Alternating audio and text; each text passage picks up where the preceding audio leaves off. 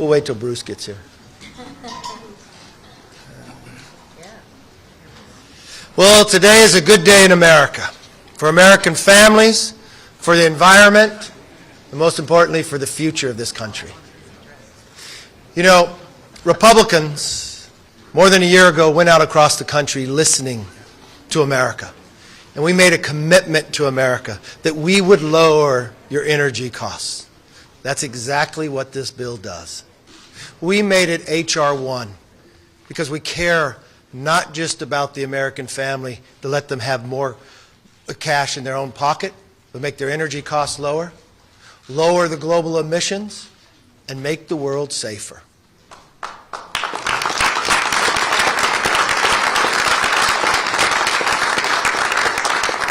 By doing so, China will no longer dictate when it comes to critical minerals. The President signs this bill, we'll produce them here in America. Yeah. No longer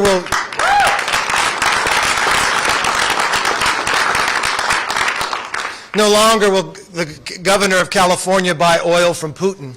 He could actually buy it in his own state because we could produce what God has plenished us and blessed us with here in America. We could produce our own energy, all of the above here in America. No longer will we have to fear about what will happen in the environment. American natural gas is 40% cleaner than Russian natural gas. If you just replaced 1 year of the Russian natural gas to Europe, we would have lowered emissions by 218 million tons. And that can take place if the President would sign this bill.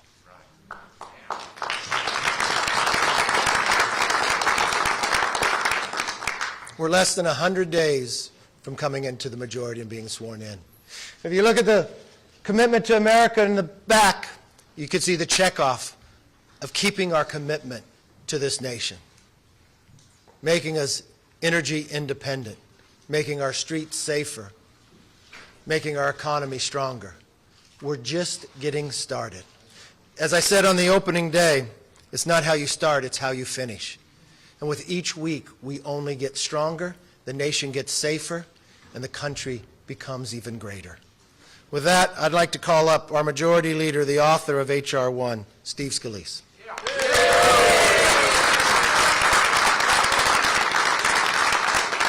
Well, thank you, Mr. Speaker, and what a great day this is for American families who have been struggling for too long under the weight of high prices, record high inflation, all of the problems that President Biden has created, and especially for those people that have been frustrated for so long that President Biden has gone after American energy, but yet gone all around the world and begged foreign dictators to produce our energy and get our energy from them.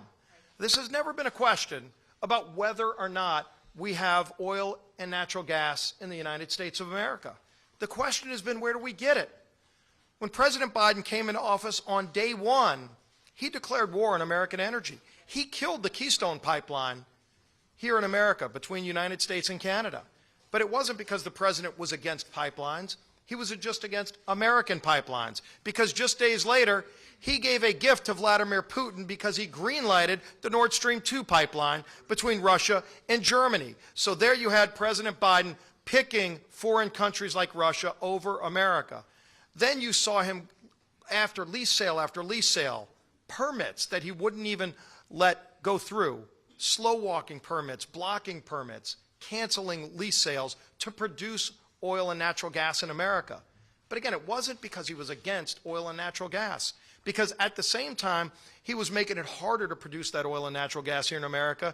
He was calling Vladimir Putin, begging him to produce more oil. Putin said no. So you know what the president then did? We said you could just pick up the phone, call some of these great workers here. Look at these great energy industry workers that are here. Mr. President, these are American energy industry workers. They know how to make energy cleaner and more efficient than anywhere else in the world.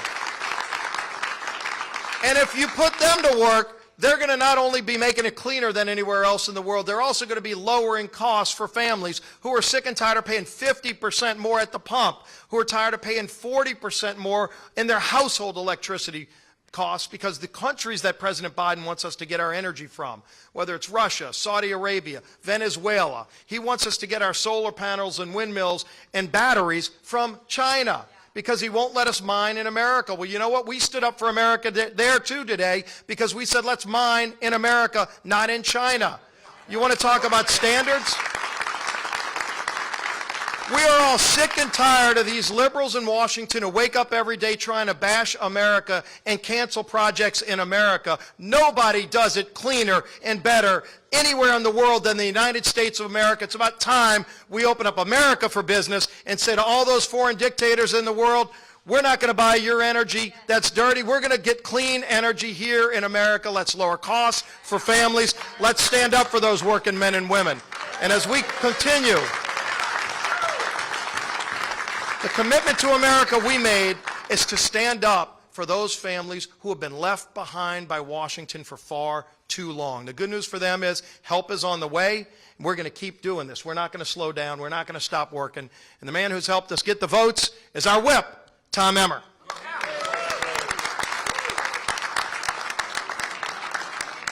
Thank you to our Speaker for making sure that we've had this opportunity. Thank you for our Majority Leader, Steve Scalise, who I believe today has lived up to the title of Ragin' Cajun. I think today it works. Month after month, families have been slammed with record-breaking gas prices and massive utility bills. Some have even had to choose between filling up their car or putting food on the table for their families. Democrats' war on domestic energy sent energy costs skyrocketing, and Americans were forced to foot the bill. But today, House Republicans said no more. I'm proud of our work to pass H.R. 1, a bipartisan, common sense bill that unleashes American energy and drives down costs for family. The core tenets of the bill were simple. You want lower costs for Americans? You want to allow energy companies to thrive without all of the bureaucratic red tape? You want to make America the energy superpower of the world? Then, guess what? You vote in favor of H.R. 1. Unfortunately, over 200 House Democrats chose to vote against this bill. And President Biden is already irresponsibly threatening to veto the legislation. But we've seen how he's changed his mind, Mr. Speaker, in the past. Make no mistake, Americans will remember who stood up to give them some relief at the pump and end our reliance on foreign dictators for oil. They will also remember the ones that didn't.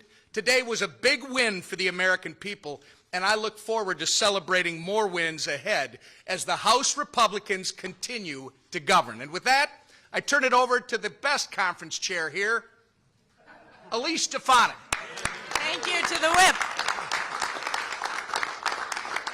This is a historic day for America. This is about putting American workers first. This is about putting American families first as we work hard to lower the cost of energy prices that have skyrocketed under Joe Biden's failed and catastrophic leadership. As the Speaker said, we are less than 100 days into the new Republican majority, and we are driving the policy agenda. Just look at the checklist. We've reopened the People's House, which is why we have a crowded room today. Let's give a round of applause for that. We repealed the 87,000 IRS agents. We passed the Parents' Bill of Rights, and today we are so proud to pass H.R. 1. And for all of the reporters, it is important to note that multiple Democrats crossed the aisle because they know that we are governing and delivering solutions. And I am so proud to introduce one of our leading committee chairs who helped make this happen, Chairman Bruce Westerman, our Chair of Natural Resources.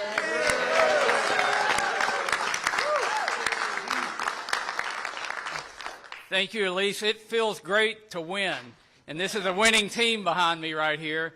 But this team is not winning for ourselves. We're winning for the American people, and H.R. 1 is a victory for the American people. It truly will do what it says it will do. It will lower energy costs, but will also give us energy security. It will give us national security. It will break Chinese supply chains, and it is part of the commitment to America. And I just want to thank the leadership of the team, a team that Kevin McCarthy has put together. He and Steve Scalise, Tom Emmer, Elise Stefanik, the whole crew is focused on unifying Republicans for the benefit of America. And there's been great teamwork. This bill is not written by any one member. It came from multiple members from multiple committees, and I've got two of my fellow committee chairs here, Kathy McMorris Rogers and Sam Graves. I can tell you, after Putin invaded Russia, we have been working on this legislation, but we sat down and said we have to have comprehensive energy policy. And it can't just be in the jurisdiction of the Natural Resources Committee. It can't just be in the jurisdiction of Energy and Commerce. There's the jurisdiction of T&I. It has to be comprehensive across the conference, and we have to bring everybody on board. And with a very tight margin, majority margin, we passed a bipartisan bill today because we worked together on behalf of the American people. Thank you to everyone that did that. And I want to introduce the chair of the Energy and Commerce Committee, someone who's had tremendous input on this bill, Kathy McMorris Rogers. All right. Thank you, Bruce, my partner, along with Sam Graves and the entire leadership team, all the members that are here, proud to stand with this entire team in support of our leadership on H.R. 1, Unleashing American Energy. But I think I'm most proud to be here with those that are wearing the hard hats that say, proud American energy workers. That is,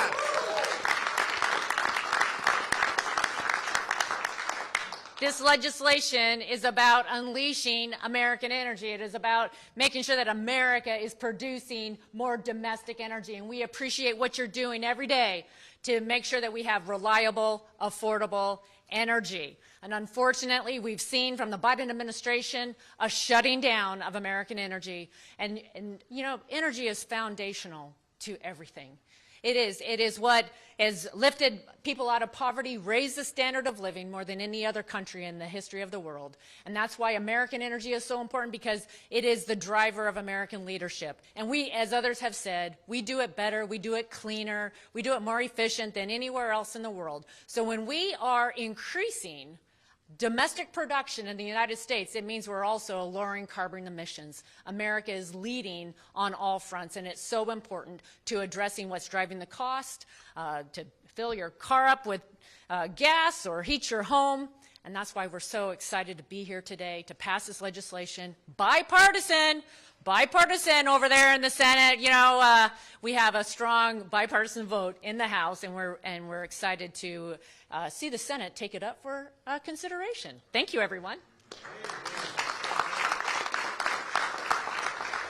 And I'm proud to introduce Chairman of the Transportation Committee, Sam Graves. You know, the reason for this bill is lower energy costs, and my constituents are screaming because their heating bills have been outrageously expensive this year. So the Transportation Committee, our component to this was 401 permitting reform, a bill that was originally co-sponsored by David Rouser and Garrett Graves. What this bill, or what the 401 permitting process does, is prevent states from being able to weaponize the permitting process, and that's happened over the years. What Republicans are about is water quality. So we want to make sure that permits are denied or granted based on water quality. We in no way take away states' opportunities to increase that, decrease that. That's up to them. But we want to make sure that those permits are granted or denied based on water quality, and that's what Republicans stand for. I am now introducing Garrett Graves, one of the co-sponsors of that particular piece of legislation. Garrett.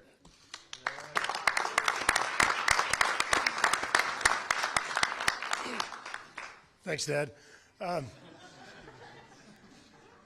You know, if you look at what's happened over the past year and a half, we put a commitment to America together, and I think that really embodies what the founders of this country intended. We traveled across the United States engaging stakeholders, engaging individuals, and engaging families about their vision for America. And what this bill does is it unleashes America's energy resources, because we don't think it's right that 40% of Americans, individuals, and families over the last 2 years have had to choose among paying for utility bills, buying medicine, or paying for groceries. These are false choices, and it's absolutely unacceptable. What we've seen over the last 2 years is the Biden administration carrying out incomprehensible energy policies under the concept of trying to address climate change. The truth is that emissions have actually gone up under the Biden administration, not down. Under the previous administration, emissions went down, an average of 2.5% a year, and we've watched over the last 2 years as emissions have gone up over 6%. So you're failing on the very objective that you're trying to achieve while you're pushing American families into energy poverty, charging them higher gasoline prices, higher utility prices, and one of the biggest drivers of inflation. We're delivering on a commitment to America because this is the right thing to do. Just like you would do in your own family, just like you would do in your own business. You're unleashing America's resources. We have oil and gas here. The Biden administration's own Department of Energy released a report just 2 weeks ago showing that global demand for oil and gas is going to increase 50% over the next 25 years. And what are we doing? They're out there announcing shutting down, stopping domestic energy production. This is completely illogical, and it's all on the backs of American families. And let's be clear on what these higher prices are. These higher prices are taxes. They're taxes that are being charged on America's families to try and achieve a political agenda that they're completely failing at. I want to thank all of these people behind me, the folks that sat there and worked so hard to take the ideas that we heard all across America and translate those into the package of bills that we passed today. I want to thank the incredible leadership team back there led by Speaker McCarthy to make sure that we engaged everyone and gave them a voice in this process to ensure that we weren't just advancing conventional fuels, but that we unleash America's renewable energy opportunities as well, to where we truly can lead forward on a path of affordable energy, clean energy, and ensuring that we protect America's energy security. Thank you.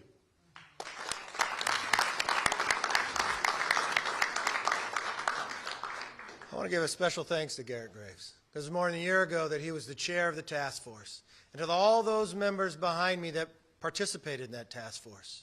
The extra time you went, the travel you went across the country to listen, and especially thank the American energy worker who wants to have a job instead of the President Biden shutting him down. America's stronger today because of what happened in Congress on a bipartisan basis. America will be even stronger tomorrow as we get back to work. With that, let's open it up for questions. Yes, sir.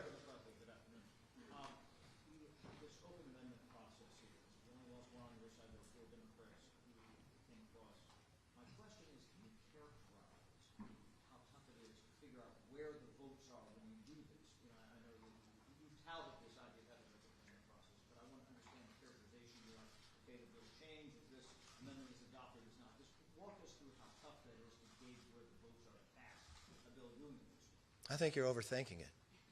What we did was spent a year listening to the American public, and you just write good policies.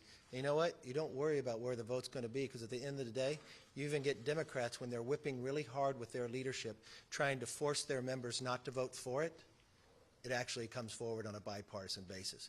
We've watched when we put bills on the floor, the president will put in a sap and tell all the Democrats to vote no, but he's opposed to it. Then he turns around once he reads the bill and says, oh, I'm going to vote for that. We've watched it time and again. So you might analyze a lot and worry about what you think we're doing. We don't do that. We just focus on policy. You make good policy, what happens at the end of the day, you make America stronger. Thank you. It's been 3 days since the mass shooting in Nashville, and there have been 130 mass shootings in this country just this year alone. What is your plan to deal with mass shootings that are happening in schools and communities across the country? I'm telling you, there's not one person in America that doesn't see the devastation what happened in that school. There's not one person in America that doesn't want to try to solve all this. We want to make sure we take in all the information. We watched a school that was locked. And I think everyone would believe somebody has to be mentally ill to enter a school. Literally, when you read the report, she picked between schools based upon whether one school had an armed officer that could stop her. She literally shot through the window to go in to these young children. I do want to thank the officers. The officers did not delay. They were young men themselves. They didn't know what they were running into, and they did not slow down as they went hallway to doorway to save the others that were there. We will look, getting all the information, is there anything that we can do more? But I would say to a nation as a whole, that the problem that we are today, it's not just going to be a legislation. We've got to have a severe conversation here with this country. We've got to deal with mental illness. We've got to see what's driving individuals to think you would go to innocent children, a Christian school, to shoot in, to literally write about it. I don't think one piece of legislation solved this. I think a nation together, working together, solves a problem that's much bigger than us. Yes. To that point, are you going to meet with the Minority Leader Jeffries about it? He said today that there was plans for you to meet about it. And, you know, shouldn't Congress be the one taking the lead on this initiative? As Monty mentioned, perhaps an assault weapon ban, expansion of background checks, and funding for mental health. I think the thing that we will do, like we deal with any issue, just like the issue that we're dealing with today with H.R. 1, what did we do? We didn't just write a bill here. We went across the country to get all the facts. That's exactly what we'll do, and look at the facts. Yes, ma'am. Just a quick follow-up on that. President Biden is calling for an assault weapons ban. Do you see that on the table? And a second question on just conversations around the debt ceiling. Any progress there on meeting with the president on that issue? All right, let me walk you through. I know we're here for H.R. 1, but I appreciate all your questions. We will get all the information how we deal with any subject, and we'll work through it. Unfortunately, the president, you know, back in 2011, he called them the Biden talks. I sat down with the president on February 1st. We had a good discussion. He said he wanted to meet further. He actually tweeted out afterwards that he wanted to have further discussions. He told us the very next morning, not just myself, but he told those members who went to the prayer breakfast that we're going to meet. He told the Democratic Congress on their retreat that he's going to have a meeting with me.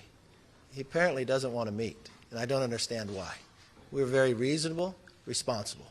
What we do know, especially after the Congressional Budget Office came out, that America, taxpayers will have to pay $10.5 trillion in interest in the next 10 years, even though for the last 80 years we've only paid $9 trillion. We do know for the first time in American history, based upon the Democrats' rise in spending more than $6 trillion more dollars. $6 trillion more. What happens? Well, if you studied economics, if you had the pleasure of years past, Milton Friedman, one of the best economists ever to come out of America, told you that there's only one place inflation begins or starts, and that's with government, when they spend too much. We've watched interest rates have to rise based upon what the Democrats have done. Now we watch that there's a bank crisis. But we've got a president in office that seems to treat issues the same way. Afghanistan he missed and set us back decades. We watched him tell us that inflation was transitory, that it wouldn't sustain itself. We watched him slow to action when we asked back in 2015 to give the Ukrainians javelins so they could defend themselves so Russia would not invade. Now we're watching him do the exact same thing, but it's more dangerous because he's dealing with the American economy. I don't understand why he thinks the debt ceiling just gets raised. We're sitting here believing that if we curve our spending, what will happen? Lower inflation. If he signs H.R. 1, it will lower inflation, bring more American jobs, the global environment will be stronger, and you know what? He no longer will have to get in a plane and go to Saudi Arabia and be embarrassed for begging for more oil. We can make American oil with American workers. So I'm sorry. He needs to change his behavior. Go back to the person he said he was, that you need to sit down. Our government is designed to have compromise. We don't have a predeceived idea of where it has to go. But I think there's three things that we should look at. We should be able to lower, save, and grow. Lower our spending, save the taxpayer money, and grow our economy, just like H.R. 1. You know, we talk about what it will do to energy, but if you want to build anything in America, you need H.R. 1.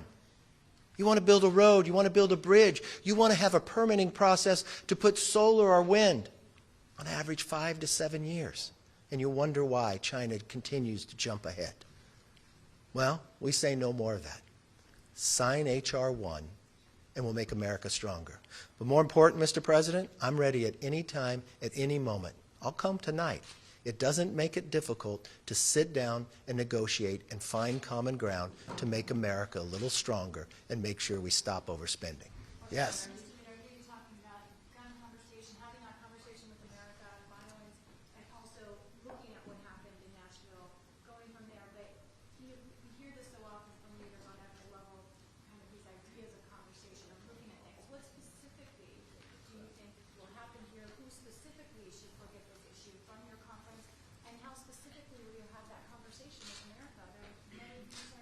Well, let me specifically answer your question.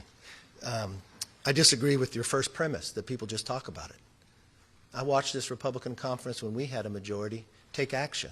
When we watched a shooting in a church in Texas where an individual never should have had that weapon. Why? Because he was dishonorably discharged from the military. And it was the military that wasn't updating the records. So you know what? First, we got all the information. So I'm sure at that moment in time, I probably don't have the exact memory, but I'm sure you asked me this same question then. And I said we'd look at all the information and we'd make sure that that problem couldn't happen again. And we took action and corrected it. So we're going to do the exact same thing. We're going to find all the facts. But one thing I will tell you, it's not just legislation that solves these problems. Collectively as a nation, we're going to have to come together. We watched times when an own family member would call the FBI warning of the signs of someone we saw. And we watched that child go shoot a school too. We don't want to miss opportunities to stop what just happened. And we'll do our job. Yes, ma'am.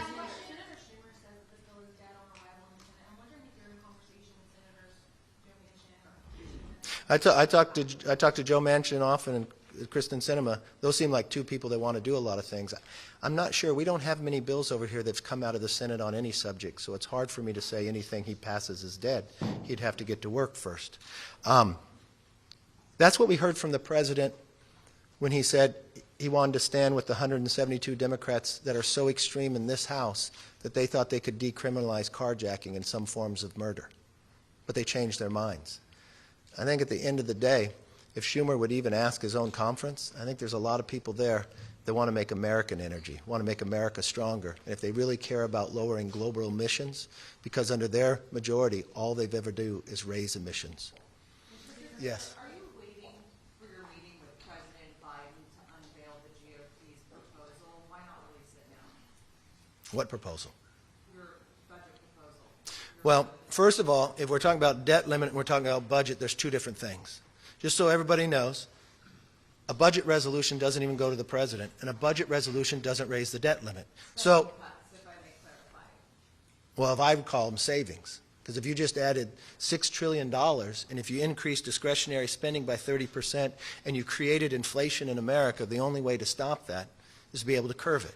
I've given the president many ideas. How can you limit? How can you save? And how can you grow? Well, how would you limit? Well, we've got billions of dollars sitting out there that have been dormant for more than 2 years that people have not spent. So why don't you save the taxpayer money and pull that back? We've got abilities that how can we help the supply chain? How can we help people get back to work, give them the training they need and others? Well, you can put work requirements for able-bodied people with no dependents. That means if they're going to school, if they're looking for a job, they're fine. But we can help the supply chain work back. We can grow the economy. How would we grow the economy? H.R. 1 is one of those abilities to do that. So there's a lot of ideas out there. We have more than $4 trillion in savings. We can limit the amount of growth as we go in the future. The real difficulty here is if you simply check the facts. If the president would read what the Congressional Budget Office, the nonpartisan individual, said. If you take the 50-year average of spending in America, that's roughly 21% of GDP. But under President Biden, he's spending more than 23.7% of the GDP on the way to 25%. If you look at revenues, because the president's only answer is to raise more taxes. On average, in 50 years, we usually bring in about 17% of GDP. Today, we're at 20. Only two other times in modern history in America have we ever brought in this much money on a percentage, but we're bringing more money than ever before. The problem was when the Democrats had all majority, they spent like drunken sailors. They created inflation. Then he went after the energy industry and even made it worse. So what we need to do is sit down like any household would happen and find places that we can eliminate waste, the fraud, but more importantly, create a system that makes the energy in America stronger, lower price, but make our economy even better. Has the conference come to an agreement on that? The conference is very close, and if the president doesn't act, we will.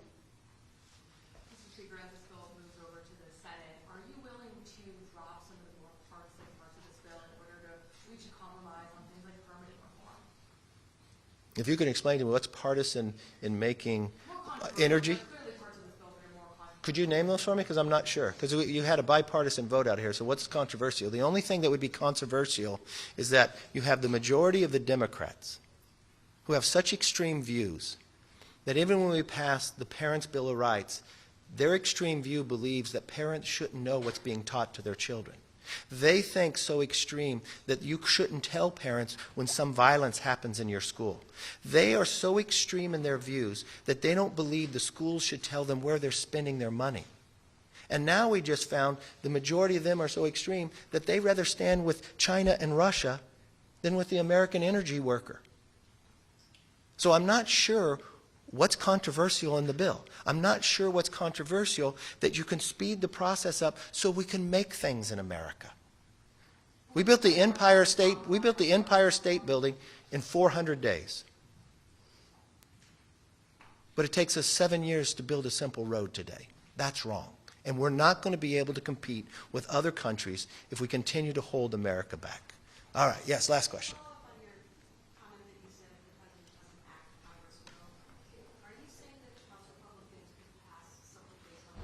Yes. Yes. Not this week. We're going to be away.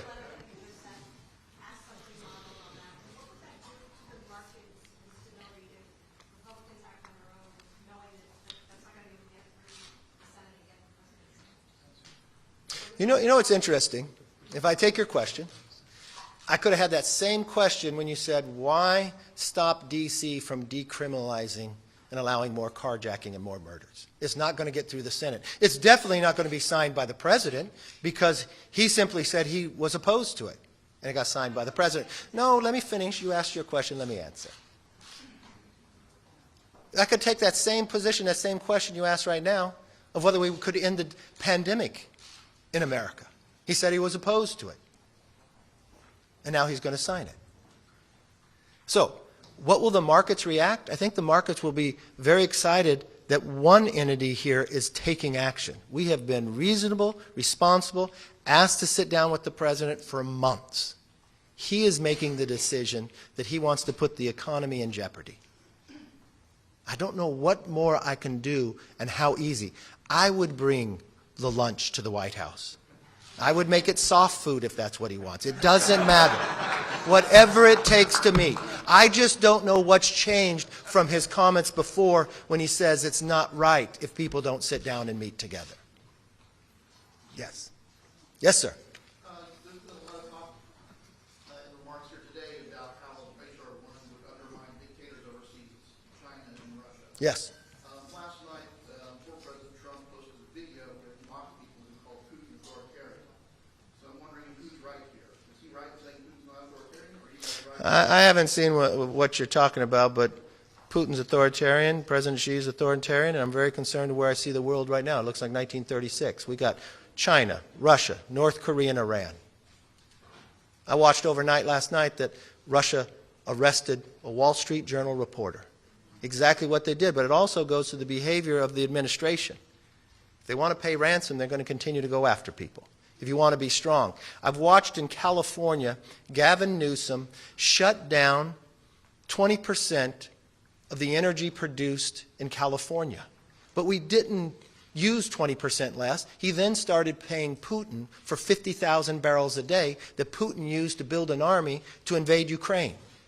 I've watched our own president go to Saudi Arabia and beg for them to produce more, while at the same time looking at these American energy workers and telling them they're out of a job. I will tell you this, every statistic you see, every measurement you can have, under this administration, emissions have gone up. If he would have allowed natural gas to replace Russian natural gas for 1 year in Europe, not only would Putin be weaker, not only he couldn't evade Ukraine, but the global emissions would have been reduced by 218 million tons. So I don't know what's extreme about that. I don't know what's controversial about that. I can't force these people to change their extreme behaviors, but what we can do is pass bipartisan legislation with Republicans and a few Democrats on the other side. We can walk out to the American people, listen to them, come back and find solutions, and sit here and gladly take your questions and wish you all a very, very happy Easter. Thank you all. God bless.